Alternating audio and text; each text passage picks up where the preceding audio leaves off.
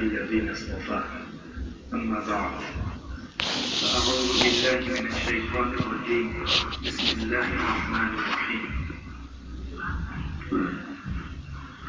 يا أيها الذين آمنوا أنفقوا من طيبات ما كسبتم ومما أخرجنا لكم من الأرض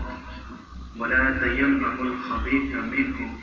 تنفقون ولستم بآخذيه إلا أن تغمضوا فيه واعلموا أن الله غني حميد يا أيها الذين آمنوا اے وہ لوگوں جو ایمان لائے ہو انفقوا خرچ کرو من طیبات پاکیزہ حلال چیزوں میں سے ما کسبتم جو تمہاری کمائی ہے جو تمہیں کمایا ہے کسب حلال کیا ہے اس میں سے خرچ کرو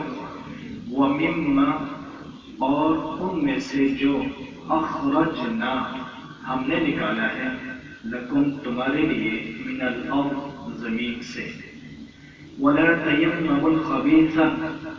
اور نیت نہ کرو ارادہ نہ کرو قصد نہ کرو ناپاک چیز کا گندگی کا ردی چیز کا منہ تنفقون جو تم خرچ کرتے ہو ولستم اور حال یہ ہے کہ تم نہیں ہو بآخذیہ اس ردی مال کو لینے والے اس ناقص خام مال کو لینے والے تم خود نہیں ہو الا مگر یہ کہ ان تغمضوا فیہ تم آنکھیں بند کر دو تمہیں خبر نہیں ہے ایک لحاظ رکھ کر آنکھیں بند کر کے لے لیتے ہو لیکن در حقیقت تم ناپاک مال اور ردی مال ناقص مال لیتے نہیں ہو وعلموا اور اللہ رب فرماتے ہیں جان لو ان اللہ غنی حمید اللہ جل جلالہ عم نوالہ بے پرواہ ہے اور حمید تعریفوں کے لائق ہے اگلی آیت میں اللہ رب العزت اس سے بالکل مضمون ملتا ہے مختصر یہ فرمایا کہ الشیطان اللہ تو تمہیں یہ دعوت دے رہا ہے اور شیطان کیا کہتا ہے یعظکم الفقر تمہیں فقر سے ڈراتا ہے کہ تم خرچ کرو گے کم ہو جائے گا نقصان پڑ جاؤ گے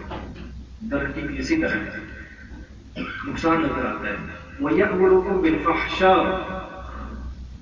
اور تمہیں برائی کا فحش کا حکم کرتا ہے اللہ رب العزت نے ان آیات کریمہ میں جو ایمان والوں کو پاکیزہ مال اچھا مال عمدہ مال خرچ کرنے کو کہا ہے اس کے شان نزول میں مفسرین فرماتے ہیں کہ براء بن عازب رضی اللہ تعالیٰ عنہ صحابی ہیں وہ فرماتے ہیں کہ یہ آیت نصارہ کے بارے میں انصار کے بارے میں نازل ہوئی ہے انصار جو مدینہ منورہ میں آپ صلی اللہ علیہ وسلم کے استقبالیہ تھے مہاجرین کی جنہوں نے امداد کی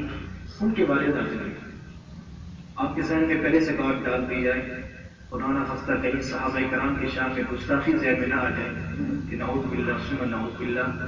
صحابہ کی لالچی نعوذ باللہ ثم نعوذ باللہ ذکر کفر نہ باشد کمی بیشی ہوتی ہے جناب کمی بیشی ہوتی ہے ان انصار کے اندر بھی کچھ ایسے لوگ تھے جو در بھی ابھی اتنے پکے مضبوط نہیں ہوئے تھے اس وجہ سے انہوں نے تھوڑی غلطی کر بیٹھے کہ حضور پاک صلی اللہ علیہ وسلم کے کہنے پر کھجوروں کے خوشے کوئی ایک کوئی دو کوئی چند لا کر مدینہ منورہ کی مسجد میں جہاں اصحاب صفہ پڑھا کرتے تھے طلباء طالب علم صحابہ کرام غریب نادار ان کی روزی ان کے کھانے پینے کے انتظام یہ ہوا کرتا تھا کہ یہ افراد کچھ خوشے وغیرہ لا کر وہاں کی لکڑی ہوتی تھی اس کے ساتھ لٹکا لیا کرتے تھے آدھا اور عمدہ کھجورے کی ہوتی اور کچھ ردی قسم کی کھجورے لے آتے جو حضور صلی اللہ علیہ وسلم کا ناگوار گزرا اس پر اللہ نے فرمایا کہ اس طرح کی ردی مال اللہ کے راہ میں نہ دو جو پاکیزہ مال ہے اور عمدہ مال ہے وہ دو اور اللہ نے فرما دیا اور تم خود اس حال میں نہیں ہو کہ اس طرح کی ردی چیزیں لو پھر اللہ کو ردی دینا یہ کیا مانا رکھتا ہے جیسا مشرکین بھی اس طرح تھے، انہوں نے اپنے بتوں کے نام بھی کر رکھا تھا، اللہ کے نام کا بھی اثر کر رکھا ہوتا تھا، اور جب تقسیم کرتے ہوتے تھے پھیل کے نام کہ اب جتنا جس پر جائے گا وہ اس کے نام ہو کر تقسیم ہو جائے گا، اور دیکھتے تھے جب وہ غلہ جا کر اللہ کے نام پر جا رکھتا تھا، اگر وہاں زیادہ ہو جاتا تو وہاں سے اٹھا کر اپنے بتوں والی جگہ پہ زیادہ رکھتے ہیں، اور پھر وہ کہتے کہ اللہ کو اتنی ضرورت نہیں، اللہ پہ فرمائے، وہ کبھی قدرت بھی دوبارہ کم ہوتا ہے پھر بھی یہاں سے اٹھا کر دیتے ہیں، یعنی کسی طریقے سے وہ نعوذ باللہ اللہ کے حصے میں کم کرتے ہیں اور ہیرا کرتے کہ اللہ کو ضرورت نہیں ہے، اور جب دعوت دی جاتی ہے تو کہتے نہیں نعوذ باللہ اللہ بھی محتاج ہے، اللہ بھی فقیر ہے کہ اللہ ہمیں صدقے خیرات کا حکم کرتا ہے۔ تو یہاں بھی اللہ رب العزت نے رد کر دیا کہ ناقص اور ردی کھجوریں وغیرہ اللہ کی راہ میں نہ دو۔ اللہ پاک فرماتے ہیں کہ اللہ تمہیں نیکی کا، خوبیوں کا، بھلائیوں کا، اچھائیوں کا حکم دیتا ہے، اور شیطان کیا کرتا ہے؟ وہ تمہیں مفلسی سے ڈراتا ہے، فقر سے ڈراتا ہے، وہ تمہارا خیر خواہ نہیں ہے، یاد رکھنا۔ اللہ یعدکم مغفرۃ منہ وفضلا، شیطان یعدکم الفقر والفحشاء، ٹھیک ہے، اور اللہ یعدکم مغفرۃ منہ وفضلا، بخشش کا اور فضل کا اللہ پاک تم سے وعدہ کرتا ہے۔ شیطان کا وعدہ کرنا دھوکہ ہے، کیوں؟ قیامت کے دن کہے گا انما یدعو حزبہ لیکونوا من اصحاب السعیر، میں تو تمہیں اس لیے برائے کرتا تھا تاکہ میں بھی جہنمی تم بھی جہنمی، میں بھی جہنمی تم بھی جہنمی، آؤ ادھر جائیں گے، نعوذ باللہ جہنم پر کرنے کے لیے وہ تمہیں دعوت دیا کرتا تھا۔ اس کے مقابلے اللہ کیا کہتا ہے؟ یعدکم، اللہ تم سے وعدہ کرتا ہے مغفرت کا، بخشش کا، اور فضل، فضل کا اللہ پاک تم سے وعدہ کرتا ہے۔ اللہ رب العزت تمہیں صدقہ خیرات کر دینے کی وجہ سے گناہوں سے بالکل پاک کر دے گا، منزہ کر دے گا، اور فضل کا وعدہ کرتا ہے۔ فضل کسے کہتے ہیں؟ کہ جس سے دنیا اور آخرت میں بھلا ہوگا، دنیا میں بھی اللہ پاک آپ کو اچھائی عطا فرمائیں گے، آخرت میں بھی اللہ رب العزت آپ کو بہت بہترین برکت عطا فرمائیں گے، اور اس سے کیا ہوگا؟ دلوں کو سکون ملے گا اور قبر میں راحت ملے گی، دلوں کو سکون ملے گا اور قبر میں راحت ملے گی۔ آگے اللہ نے جو فرمایا نا اگلی آیت میں واللہ واسع علیم، یعنی کہ نقطہ سمجھیے، اللہ جل جلالہ وعم نوالہ کو مجھ اور آپ کو انعامات دینا، بخشش کرنا، عطا پہ عطا کرنا، یہ اللہ کے آگے کوئی مشکل نہیں ہے، کیونکہ اللہ نے فرما دیا واسع، اللہ وسع والا ہے، ایسی وسعت جس کی حد نہیں ہے، لا محدود وسعت۔ ایک چیز کہ ہم کہیں گے کہ وسعت وسیع ہے، ہماری اور آپ کی وسیع کتنی ہوگی؟ ایک ملک تک ہو جائے، چلے بہت حد ہوئی جی، بہت حد ہو نہیں سکتا، محال ہے، لیکن چلے تھوڑی تک سمجھا ہی دیتے ہیں، اپنے آپ کو تسلی دے دیتے ہیں کہ میں اتنا امیر ہوں کہ پوری دنیا میری ہے، پوری دنیا بھی اگر میری ہے تو پھر بھی ایک حد تو ہے نا جی، ایک اینڈ تو ہے اس کا، اور اللہ کی عطا، اللہ کی دین، اللہ کی بخشش، اللہ کے انعامات، اللہ کے فضل و کرم وسیع جس کی کوئی حد نہیں۔ اور آگے اللہ پاک فرماتے ہیں یہ جو تم ظاہری طور پر بھی خرچ کرتے ہو یا اعلانیہ خرچ کرتے ہو یا خفیہ خرچ کرتے ہو یا کم اور زیادہ، یہ جو معیار تمہیں رکھا ہوا ہے اللہ اس سے غافل نہیں ہے، علیم، اللہ جانتا بھی ہے، اللہ جانتا بھی ہے۔ اللہ رب العزت فرماتے ہیں کہ تم اپنے حق میں خراب چیز دینا پسند نہیں کرتے تو پھر اللہ کو خراب چیز دینا کیوں پسند کرتے ہو؟ جبکہ اللہ غنی ہے، بے پرواہ ہے، اسے اس چیز کی ضرورت نہیں ہے، تو تمہارے بھلے کے لیے کہہ رہا ہے کہ اچھی چیز دو تاکہ مزید تمہیں اچھا ملے۔ آگے اللہ رب العزت نے فرمایا ماں کا سب تم جو تم کماتے ہو، معلوم کے رزق کی حلال، تو یہ پاکیزہ مال میں سے اللہ کی راہ میں دینا چاہیے، حرام مال سے صدقہ قبول نہیں ہے۔ اور دوسرا اگر اللہ نے فرما دیا وَمِمَّا أَخْرَجْنَا لَكُم مِّنَ الْأَرْضِ، اور ان چیزوں میں سے جو ہم نے نکالا، میں نے بارہا دیکھے، میں نے نہیں دیکھی، قرآن کہہ رہا بارہا کہ میرے اور آپ کے پاس جو کچھ ہے یہ ہمارا اپنا نہیں ہے، اللہ نے دیا ہوا ہے۔ وَمِمَّا رَزَقْنَا، وَمِمَّا رَزَقْنَا، میں نے جو دیا، میں نے جو دیا۔ اب بھی یہاں اللہ کا یہ فرمانے اور ہم نے جو نکالا تمہارے لیے زمین سے، وہ معلوم ہوا زمین کے اندر سے کھیتی باڑی اگانا، یہ سارے پھل میوہ سب کچھ نباتات کا اگانا میرا کمال نہیں ہے، انسان کا کمال نہیں ہے، کھیتی باڑی کرنے والے کا کمال نہیں ہے، وہ محنت کرے گا ضرور، کر بھی دے گا، لیکن رب کا جب تک حکم نہیں ہوگا وہ زمین نہیں پھٹے گی، وہ بنجر ہی بنجر رہے گی، لیکن رب چاہے گا تو بنجر زمین سے بھی اللہ پاک پودوں کو اگا دے۔ یہ اس لیے اللہ نے نسبت کر دی کہ میں جو ہم تمہارے لیے زمین سے نکالتے ہیں ان میں سے اللہ کی راہ میں دو، اور اس امر سے زمین کی پیداوار پر زکات کا وجوب ثابت ہوا، جسے عام اصطلاح میں ہم کہا کرتے ہیں عشر۔ عشر دینا اس آیت سے ثابت ہے، وَمِمَّا أَخْرَجْنَا لَكُم مِّنَ الْأَرْضِ۔ یہاں پر ایک مسئلہ مختصر، زمین دو قسم پر ہے۔ اگر میری زمین ہے تو میرے پاس دو چیزیں ہیں، اگر قدرتی بارشوں سے قدرتی اسی سے میری زمین پلتی ہے، اسی سے میری زمین پر فصلیں اگتی ہیں، یہی میرا ذرائع اسباب ہے، اب اگر جو پیداوار ہوگی اس پیداوار کا 10واں حصہ رب کو دینا ہے، گویا کہ 10 کلو میں سے 1 کلو اللہ کو دینا ہے، 10 من میں سے 1 من اللہ کو دینا ہے، ٹھیک ہے جی؟ یعنی جتنی بھی پیداوار ہے وہ ساری کی ساری پیداوار کا 10واں حصہ اللہ کی راہ میں دینا ہے، اس زمین سے کہ جس زمین کو رب نے سیراب کیا ہے، بارشوں سے سیراب ہوا۔ اور اگر وہ زمین ہے جس پر میں نے کوئی چشمہ لگایا ہوا ہے، کنواں لگایا ہوا ہے، ڈیم وغیرہ لگایا ہوا ہے، کوئی اور ذرائع اسباب پیدا کر کے جسے میں پانی زمین اپنی زمین کو دیتا ہوں، اب اس سے جو پیداوار ہوگی اس ساری کی ساری پیداوار کا 20واں حصہ میں نے اللہ کو دیا۔ سنو اللہ مہربان، ہاں اللہ دے رہے ہیں، میں نے دیا تو میرا زیادہ دو، چلو تمہاری محنت ہے، تم کنجوسی کرو گے تمہاری رعایت کرتے ہیں تو 20واں دے دو، پرواہ نہیں، کنجوس ہونا بخیلی کرو گے، کرنی نہیں چاہیے، کر لو گے چلو ہماری طرف سے بھی رعایت ہے کہ 20واں حصہ دو۔ اب اگر جس طرح دیگر مال وغیرہ زکات کا نصاب میں یہ ہوتا ہے کہ سال گزرنا شرط ہے اور اس کا نصاب بھی ہے، یہاں زمین کی فصل پر پیداوار پر نصاب نہیں ہے، جتنی بھی پیداوار ہے، کلو آگے اس کا 10واں حصہ، 2 کلو آگے اس کا 10واں حصہ، اپنی سرحدی سے ہے تو 20واں حصہ۔ اسی وجہ سے یہاں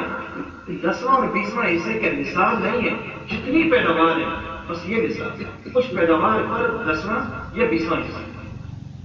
اللہ رب العزت فرماتے ہیں واللہ غنی حمید، اللہ بے پرواہ ہے اور تعریفوں کے لائق ہے۔ کیا مطلب کہ اللہ رب العزت کو تمہارے صدقات کی کوئی حاجت نہیں ہے، اسے کوئی ضرورت نہیں ہے، وہ بے پرواہ ہے، وہ تمہارے بھلے کے لیے، تمہارے لیے آفات و بلیات وغیرہ کا ٹلنے کے لیے ہے، ان پریشانیوں کو دور ہونے کے لیے وہ جو کچھ اس نے عطا فرمایا ہے وہ اسی عطا فرمانے پر مستحق حمد ہے۔ دیکھیں جی سمجھ آتی ہے بات کہ اللہ ہی نے دیا، میری کیا طاقت ہے، اور ہم جو اللہ کے راہ میں دے رہے ہیں گویا کہ ہم اللہ کی حمد کر رہے ہیں کہ ہماری طرف 13 لاکھ شکر، یہ سب تیرا دیا ہوا ہے، تو نے دیا، تیرے راہ میں ہم نے دے دیا، ورنہ میں اس لائق کہاں، میری حیثیت، میری اوقات۔ صاحب روح المانی فرماتے ہیں یہاں حمید جو اللہ نے فرمایا بمائے حامد کے، تعریف کرنے والے کے، مطلب کہ اللہ رب العزت کو جب تم عمدہ چیز دو گے تو وہ قبول جو فرمائے گا، اور قبول فرمانے پر تمہیں جو اجر و انعام اور جو بدلہ عطا فرمائے گا، گویا کہ اللہ تمہاری تعریف کرتا ہے، میرا کتنا اچھا بچہ ہے، کتنی پیاری بات ہے۔ اللہ غنی حمید، اللہ بے پرواہ ہے، حمید بمانا حامد ہے، اللہ تمہاری تعریف کر رہا ہے فرشتوں میں کہ میرے بندے کو دیکھو کتنا میرا پیارا بندہ ہے، کتنا میرا خیال رکھ رہا ہے، کتنا پیارے الفاظ اللہ رب العزت کی تعریف کلام میں۔ آگے فرمایا اللہ رب العزت نے، یاد رکھیے من طیبات کی شرط لگا کر، قید لگا کر اس بات کو واضح کر دیا کہ رزق حلال طیب مال سے اللہ رب العزت تم سے صدقہ وغیرہ چاہتے ہیں، حرام مال سے صدقہ قبول نہیں ہوگا۔ ماں کا سب تم جو فرمایا، اس پر علماء حضرات نے اس بات کا استدلال کیا ہے کہ والد باپ، ابو، فادر اپنے بیٹے کی کمائی سے جتنا کچھ بھی کھائے جائز ہے، اپنے بیٹے کی کمائی سے جتنا کچھ کھائے باپ کے لیے جائز ہے۔ فرمایا اولادکم من طیب اکسابکم فکلوا من اموال اولادکم ہنیئا، یہ تمہاری اولاد تمہاری پاکیزہ صلہ ہے نا کہ پاک ہے، حلال طریقے سے نکاح کر کے زوجیت کا حقوق ادا کیے، جو اللہ کا حکم تھا، نبی صلی اللہ علیہ وسلم کا طریقہ تھا، اس طریقے کے مطابق اللہ نے پاکیزہ نیک صالح اولاد دی، تو وہ پاک اولاد اس کا مال بھی تمہارے لیے پاک ہے، جتنا چاہو کھا سکتے ہو، ٹھیک ہے نا جی؟ تمہاری اولاد تمہارا پاکیزہ حصہ ہے، تو تم اپنی اولاد کی کمائی سے بھی جتنے مزے سے کھانا چاہو کھا سکتے ہو۔ ایک اور آخری بات مختصر یاد رکھیے، زکوٰۃ، عشر، خراج، تین چیزیں۔ زکوٰۃ اس کا اپنا نصاب ہے، سونا، چاندی، نقدی، مال تجارت، چار چیزیں ہیں، ان کی اپنی اپنی شرائط و مسائل ہیں۔ عشر اس کو بتا دیا گیا کہ جتنی بھی پیداوار ہوگی اس کا 10واں یا 20واں حصہ راہ خدا میں خرچ کرنا ہوگا۔ اور اب خراج میں اور عشر میں فرق کیا ہے؟ کہتے ہیں عشر یہ بھی اگرچہ بمعنی ایک ٹیکس کے ہے، لیکن در حقیقت اس میں اصل حقیقی معنی عبادت مالی ہے، کیونکہ مال اللہ کی راہ میں دیا جاتا ہے، اس وجہ سے اسے عشر کہتے ہیں۔ اور خراج وہ ہے جو کافروں سے دیا جاتا ہے۔ مسلمان ملک میں کافر بطور ذمہ رہیں، ایک جس طرح آج کل حکومت سے استثناء حاصل کر کے پورا سپورٹ حاصل کر کے رہتے ہیں، پوری امداد تعاون کیا جاتا ہے، تو وہ حکومت کو خراج دیں، اگر ان کی زمینیں وغیرہ ہیں تو اپنی پیداوار کا خراج دیں، اس کو عشر نہیں کریں باوجہ کہ کافر ہے، کیونکہ کافر کا جو کچھ بھی ہے وہ عبادت نہیں ہے۔ ہاں اگر ایمان لے آئے، حالات ایمان میں آ گئے، تو اب وہ رخ چینج ہوتا ہے، خراج کے بجائے عشر۔ تو معلوم ہوا خراج غیر مسلموں سے لیا جاتا ہے جو بمعنی ٹیکس کے ہے، عشر بھی بمعنی جدید کے ٹیکس اگرچہ دیا جا سکتا ہے، لیکن در حقیقت اس میں اصل حقیقت عبادت ہے، عبادت مالی ہے، اس وجہ سے اسے عشر کہا جاتا ہے۔ زکوٰۃ میں اور عشر میں کیا فرق ہے؟ وہی بات کہ زکوٰۃ چار چیزیں، سونا، چاندی، نقدی، مال تجارت، ان کا آپس میں پورا نصاب ہے۔ سونا 7.5 تولہ، چاندی 52.5 تولہ، نقدی اتنی ہو کہ 52.5 تولہ چاندی کی قیمت کو پہنچ جائے، یا مال تجارت ہو اس طرح چھوٹے چھوٹے چاروں ملا کر بھی اتنا کچھ بن جائے کہ جس سے 52.5 تولہ چاندی خریدی جا سکتی ہو، تو وہ شخص صاحب نصاب ہے، اس پر زکوٰۃ ہے،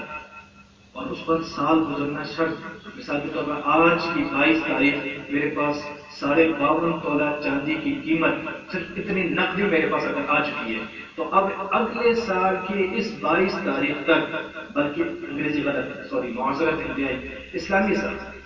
آج کے 9 رمضان جو